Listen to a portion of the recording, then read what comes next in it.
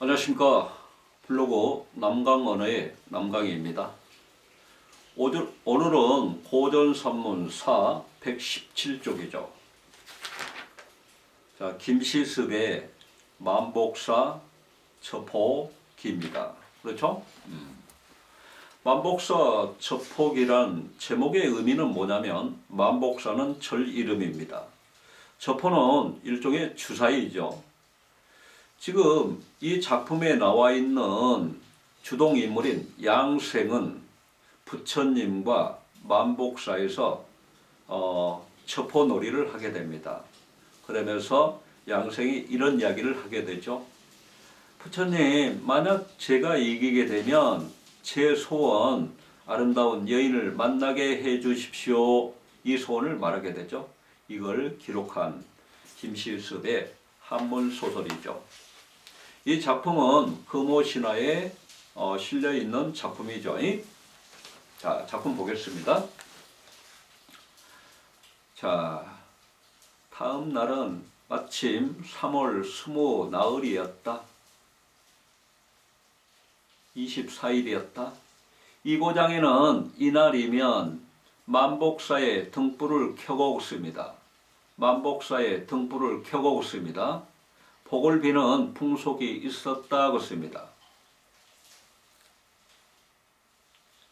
그날도 많은 남녀가 만복사에 모여들어 제각기 소원을 빌었다 그렇습니다. 날이 저물고 번패도 끝나자 그렇습니다. 번패라는 것은 부처님의 공덕을 찬미하는 노래를 이야기하는 겁니다. 번패, 시험과 관계없이 내용 의미 파악상 자 적어놓을까요?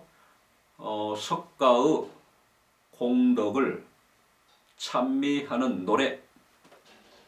날이 저물고 번패도 끝나자 인적이 드물어졌다. 양생은 법당으로 들어가고 있습니다. 양생 동그라미입니다. 법당으로 들어가 불상 앞에 섰다. 그러고는 소매 속에서 첩호를 꺼내어 봤습니다. 첩호,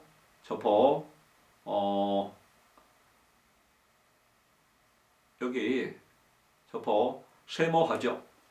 소재. 이따 소재의 의미에서 첩호 한번 정리할 겁니다. 첩호를 꺼내어 앞으로 던지며 말하였다. 뭐라고 말했냐면, 제가 오늘 부처님과 더불어 첩호놀이를 한판 하려고 합니다. 만약 제가 진다면 법연을 베풀어서 제사를 올리겠습니다.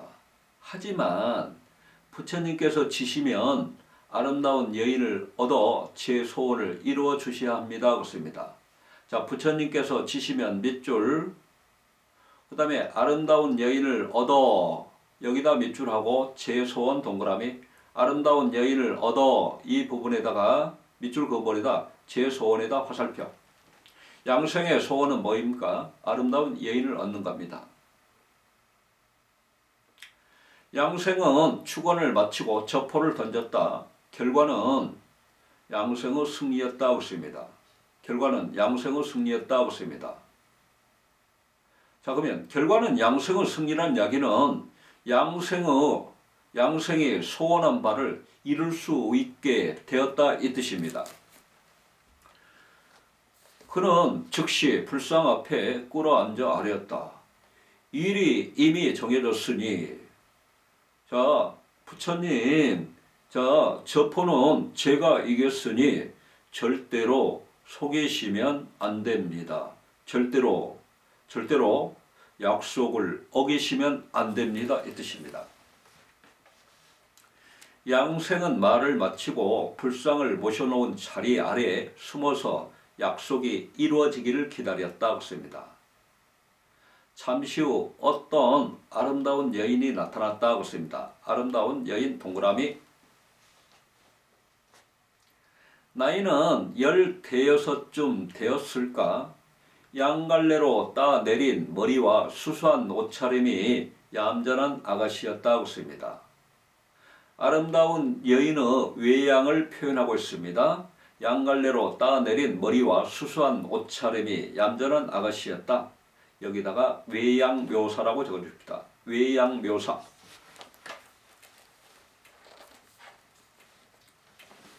자, 아름다운 하늘의 선녀나 바다의 여신처럼 같습니다. 비유적 표현이 보이게 되죠. 직유법이죠. 아름다운 그녀는 바라볼수록 단정한 모습이었다. 여인이 기름병을 들어 등잔에 기름을 부은 후 향을 꽂았다. 그리고 부처 앞에 3번 절을 올린 후 끌어앉아 슬픈 한숨을 내쉬며 말하였다.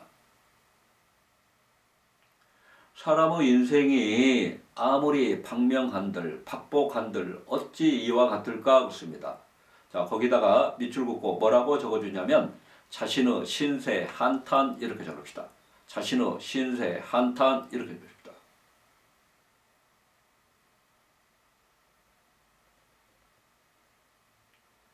자, 그 다음에 그녀는 품속에서 축원문을 꺼내어 걷습니다. 축원, 소원을 빈다는 이야기죠. 그녀는 품속에서 축원문을 꺼내어 불상 앞 탁자 위에 바쳤다 걷습니다. 그러면 이 여인도 자, 만복사에 찾아온 이유는 자신의 소원을 빌기 위해서 그런 겁니다. 그렇죠? 여인이 만복사를 찾아온 이유가 뭐라고요? 자신의 소원을 빌기 위해. 자, 거기 왼쪽에다 좀 적어줄까요? 여인이 만복사를 찾아온 이유 땅땅 찍고요. 자신의 소원을 빌기 위해 이렇게 적읍시다. 그 글의 내용은 다음과 같았다 그렇습니다. 자, 축원문의 내용 잘 파악을 해야 될 것 같습니다. 자, 축원문 내용입니다. 아무고을 아무 지역에 사는 아무개가 아래입니다. 전에 변방의 방어가 무너져 왜구가 쳐들어왔을 때 그렇습니다. 왜구에다 세모 키 작을 왜자죠. 키 작을 왜자. 키 작을 왜가 나오게 되면 전부 일본을 이야기하는 거죠. 왜구가 쳐들어왔을 때 칼날이 눈앞을 가득 채우고 걷습니다. 봉화가 해마다 피어올랐습니다. 없습니다. 봉화가 대유법상으로 전쟁을 이야기하는 거죠. 해마다 피어올랐습니다. 왜구들이 집들을 불살라 버리고 백성들을 노략질하니 사람들은 동서로 다르나 숨고 사방으로 돌아가기 바빴습니다. 이 와중에 친척과 하인들이 뿔뿔 흩어지고 말았습니다. 소녀는 냇버들처럼 걷습니다. 연약한 몸으로 걷습니다. 비유적 표현이죠. 멀리 갈 수가 없었습니다. 그래서 귀방, 안방 깊숙이 숨어 끝까지 정절을 지키고 깨끗한 행위를 보존하면서 난리의 화를 면하였습니다. 그렇습니다. 자, 결국 이 여인은 정절을 지키고자 정절을 지켜냈습니다. 화를 면하였습니다. 하지만 아마 죽은 듯 싶어요. 부모님께서는 딸 자식이 정절을 지켜낸 것을 기특하게 여기시고 있습니다. 한적한 곳으로 피신시켜 임시로 초야에 묻혀 살게 하셨습니다. 여기다 몇 줄이요?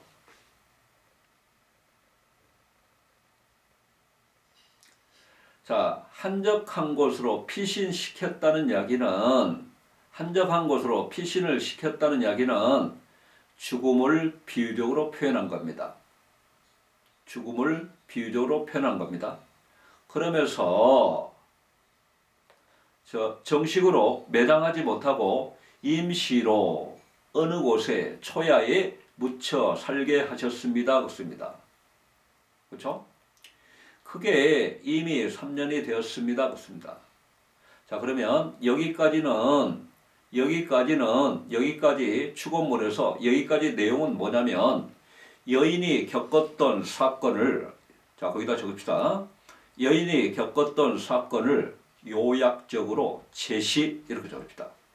여인이 겪었던 사건을 요약적으로 제시.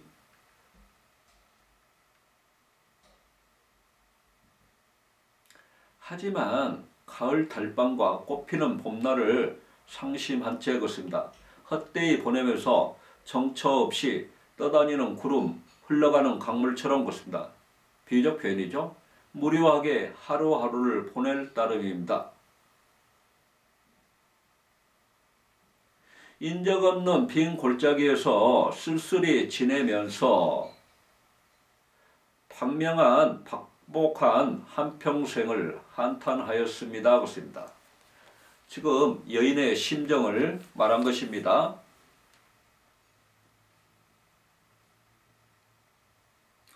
자, 그 다음에요.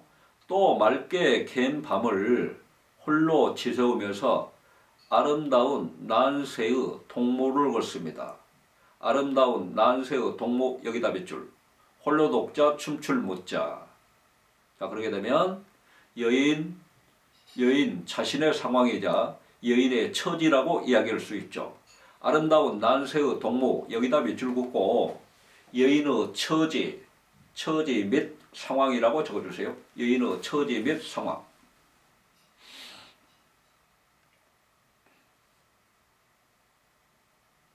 슬퍼하였습니다.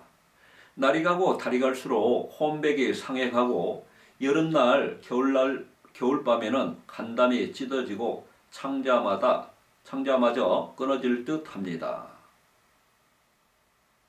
자, 부처님께서는 지금 여기 부분은 자, 이제 여인의 심정을 이야기했고요. 여인이 자신의 소망을 이야기할 듯 싶습니다. 부처님께서는 부디 연민의 정을 드리워 주시옵소서 그렇습니다. 일생의 운명은 이미 정해진 것이고 그렇습니다. 운명론적 가치관이죠. 전생의 업보도 피할 수 없겠지만 저에게 부여된 운명의 인연이 있다면, 인연의 짝이 있다면 이 뜻입니다. 인연에다 동그라미 치고 인연의 짝. 자, 짝이 있다면 어서 빨리 만나겠습니다. 누굴 만나? 짝을 만나 즐거움을 누릴 수 있도록 해 주시옵소서 그렇습니다. 자, 여기 쭉 몇 줄입니다. 저에게 부여된 운명에 인연이 있다면 어서 빨리 만나 즐거움을 누릴 수 있도록 해 주시옵소서. 여인의 소망이라고 적어주세요. 간절히 비옵나이다. 자, 여인의 축원문 세세한 뜻은 적어두더라도 여기에 들어있는 내용들은 크게 파악을 해야 될 겁니다. 첫 번째, 여인이 겪었던 사건을 요약적으로 제시하고 있죠. 두 번째, 여인의 심정을 이야기하고 있죠. 세 번째, 여인의 소망이 드러나 있죠. 그렇죠? 자, 그 다음에 중략. 술을 다 마신 후 헤어질 때에 여인이 은그릇 하나를 양생에게 주면서 말하였다고 씁니다. 지금 여기 중략이 되어 있는데 여인과 지금 양생은 사랑을 나누게 됩니다. 사랑을 나누게 돼요. 그러면서요. 술을 다 마신 후 헤어질 때 여인이 은그릇 하나를 양생에게 주면서 말하였다고 씁니다. 은그릇 하나 세모요. 소재지요. 뭐라고 해야 될까요? 증표일까요? 증표. 자, 결국 여인과 양생간의 관계를 증명해주는 증표, 이렇게 적읍시다. 여인과 양생간의 관계를 증명해주는 증표가 은그릇 하나로 나타나 있죠. 내일 저희 부모님께서 저를 위하여 보련사에서 음식을 베푸실 것이옵니다. 지금 여인은 미래의 일을 예견하고 있습니다. 예상하고 있습니다. 내일 저 부모님께서 저를 위하여 보련사에서 음식을 베푸실 것이옵니다. 만약 당신이 저를 버리지 않으실 거라면 보련사 가는 길에서 기다리고 있다가 저와 함께 절로 가서 걷습니다.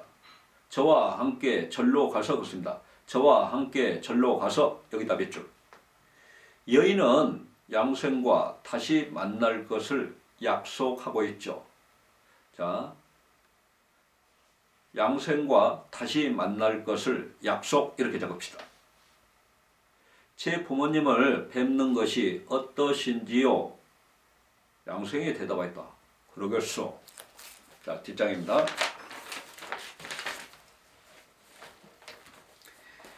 이튿날 양생은 여인의 말대로 은그릇을 들고 보련사 가는 길가에서 기다리고 있었다. 그런데 과연 어떤 귀족 집안에서 딸 자식의 대상을 걷습니다. 대상을 걷습니다. 자, 죽은 뒤 2년 만에 지내는 제사를 이야기하는 거죠. 대상을 치르려고 수레와 말을 길게 늘어세우고 보련사로 올라가는 것이었다. 그러다가 길가에서 한 서생이 은그릇을 들고 서 있는 것을 보고 있습니다. 한 서생, 동그라미 하고요. 양생이죠. 양생이 은그릇을 들고 서 있는 것을 보고 하인이 아뢰었다. 아가씨의 무덤에 묻은 물건을 벌써 어떤 사람이 훔쳤습니다. 자, 주인이 말하였다. 그게 무슨 말이냐? 하인이 대답했다.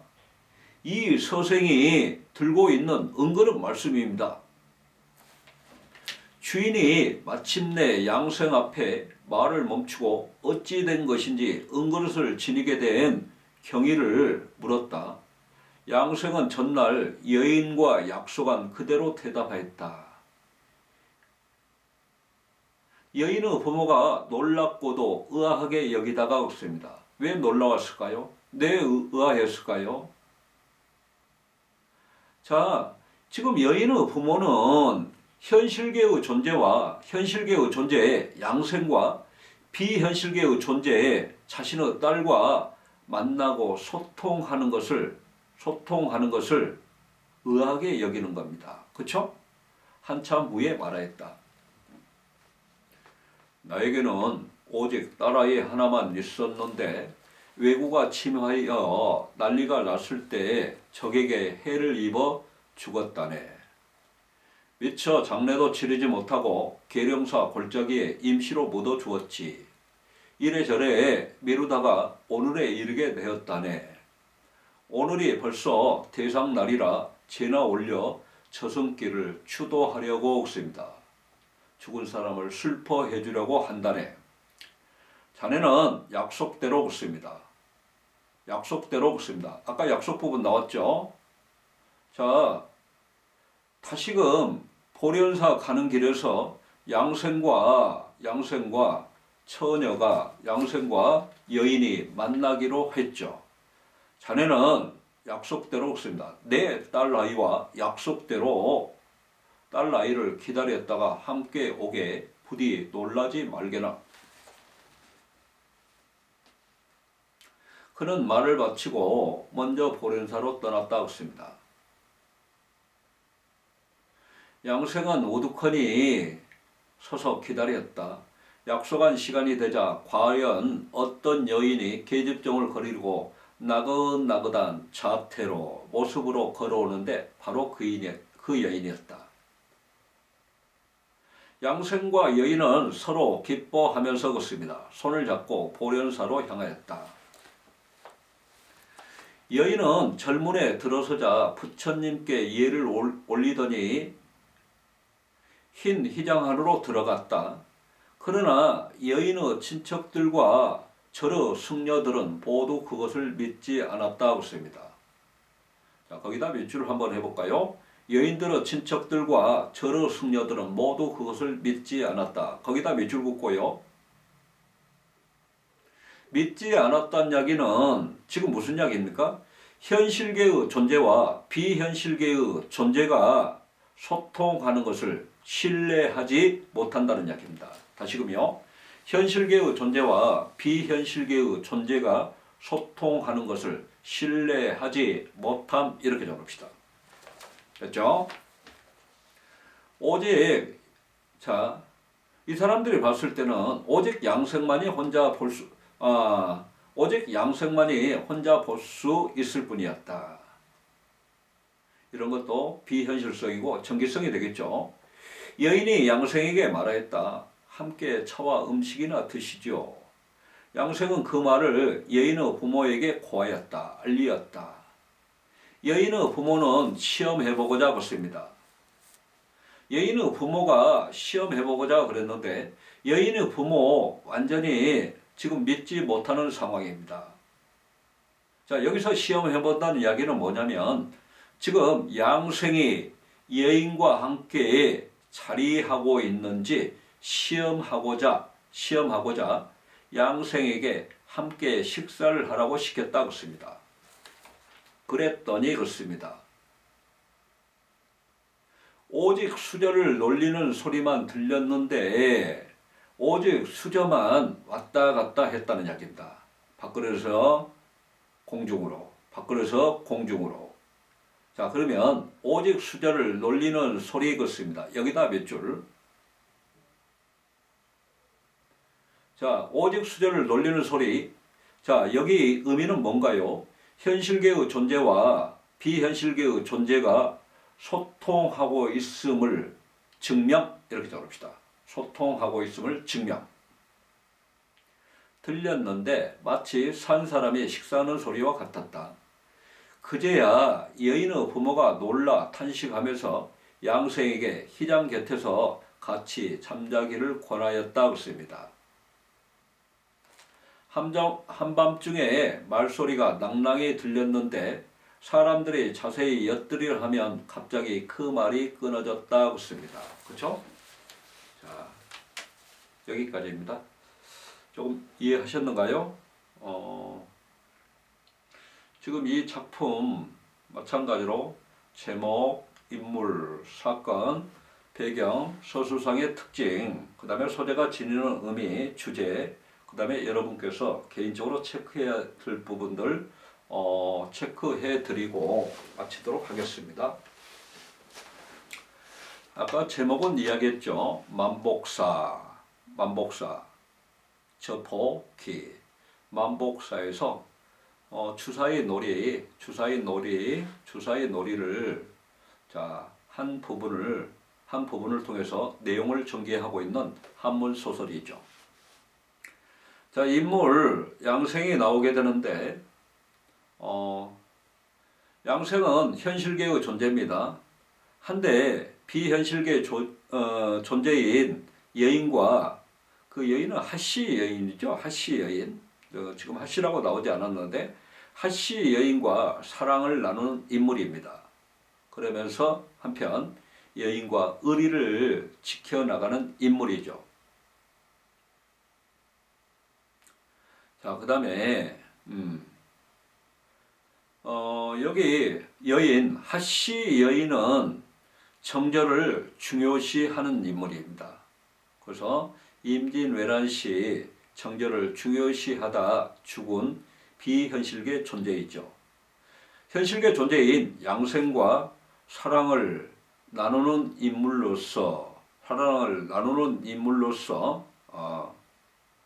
어찌 보면 다시금 강조하지만 정절을 중요시한 인물입니다. 자, 전체적으로 내용은 그 현실계 존재 양생과 비현실계 존재 하씨 여인이 사랑하는 내용입니다. 하지만 자, 생사를 초월한 사랑을 나누게 되죠. 최종적으로 둘은 이별하게 되는데 양생은 의리를 중시했기 때문에 나중에 지리산에 들어가 약초를 캐면서 혼자 살아가지요. 그렇죠? 의리를 갖다 중요시한 내용입니다.